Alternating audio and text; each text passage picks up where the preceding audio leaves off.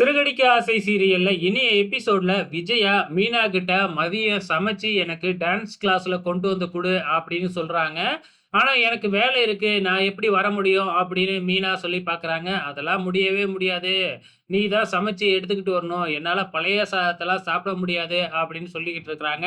அங்க வர்ற அண்ணாமலை இருந்துகிட்டு, உனக்கு என்ன மதியம் சூடா சாப்பாடு தானே வேணும். நானே எடுத்துக்கிட்டு வரேன் அப்படின்னு அண்ணாமலை சொல்ல, இத பார்த்துக்கிட்டு நம்ம முத்துவும், மீனாவும் சும்மா இருப்பாங்களா? இல்ல இல்லப்பா, நீ எதுக்குப்பா வேஸ்ட்டா அலைஞ்சுக்கிட்டு? மீனாவே கொண்டு போய் குடுக்கட்டும் அப்படிங்கிற மாதிரி சொல்லிடுறாங்க. இப்ப வேற வழி இல்ல இல்லையா? இங்க மனோஜ காமிக்கிறாங்க. நம்ம ப்ரமோலயே பார்த்திருப்போம். ஒரு ஆள் வந்து பார்த்தீங்கன்னா, ஒரு லெட்டர எடுத்துட்டு வந்து மனோஜ் கிட்ட குடுக்குறாப்ல.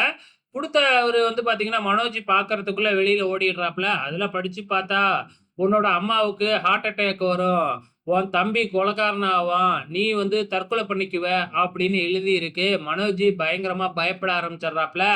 அவன் அந்த லெட்டர் குடுத்தவன எப்படியோ தேடி கண்டுபிடிச்சிடுறாப்ல. ஒரு டீ கடையில தான் நின்னுகிட்டு இருக்கிறாப்ல. "யார்றா நீ? நீ எதுக்குடா இந்த லெட்டர் குடுக்குற?" அப்படின்னு சொல்லி மிரட்டி கேட்கிறாப்ல. "ஸோ அதுக்கு நான் சொல்லணுமா என்னன்னு? முதல்ல நான் குடிச்ச டீக்கு காச குடு" அப்படின்னு சொல்லி சொல்றாங்க. ஸோ அத நம்பி மனோஜும் போயிட்டு வந்து காச குடுத்துட்டு பார்த்தா, திருப்பியும் அந்த ஆள் காணாம போயிடுறாப்ல. பக்கத்துல இருக்கிறவங்க கிட்ட விசாரிக்கும் பொழுது, "அந்த ஆளுகிட்ட நீ மாட்டிக்கிட்டியா? அவ்வளவுதான். நீ என்ன பண்ணிக்கிட்டு இருக்க?" அப்படின்னு சொல்லி கேட்க, "நான் ஷோரூம் வச்சிருக்கேன்" அப்படின்னு மனோஜ் சொல்ல, "ஓ! ஷோரூம் வேறயா வச்சிருக்கியா? அப்ப பார்த்து நடந்துக்க. அவனே ஒரு திருட்டு பயா. 2 நாளைக்கு முன்னாடி தான் ஜெயில்ல இருந்து வந்தான். உன்கிட்ட இருந்து என்னென்னலாம் பண்ண போறான்னு தெரியல. பார்த்து உஷாரா இருந்துக்க" அப்படின்னு அட்வைஸ் வேறயா பண்ணி வைக்கிறாங்க.